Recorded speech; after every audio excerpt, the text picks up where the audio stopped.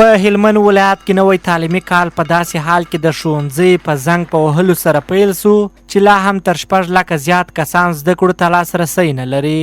خو د پوهنې رئیس محمد داوچا سپاري وایي 240 ښوونځي ودانۍ نه لري، خو 80 ښوونځي بیا په بیلابیلو ولسوالیو کې د نامنیو له امله په ټپه تړلي دي چې د بیرته فعالیت په برخه کې د خلکو همکاري اړینه ده.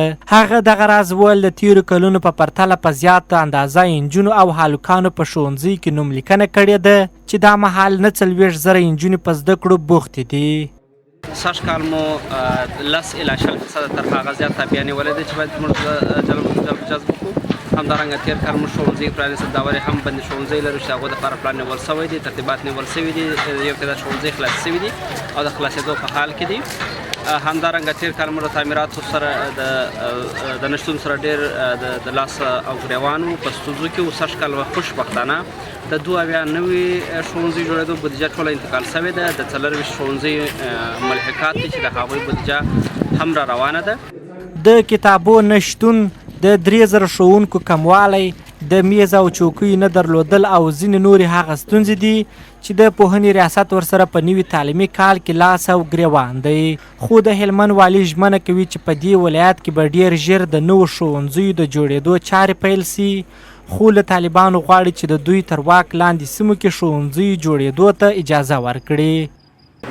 د هلمند رهبري کاملا ژمن دی تر څو د معرف سره په هر شکل د اشکالو چې زموږ په توان او قدرت کې هغې سره کومک، حمایت او همکاري وکړو. موږ د مکتبونو په جوړولو کې څو مشکل لرم. د دغه ځای نه زه اعلان کوم طالبانو ته چې دا مکتبونه پرېږدئ، په سیاست کې مه داخلوئ.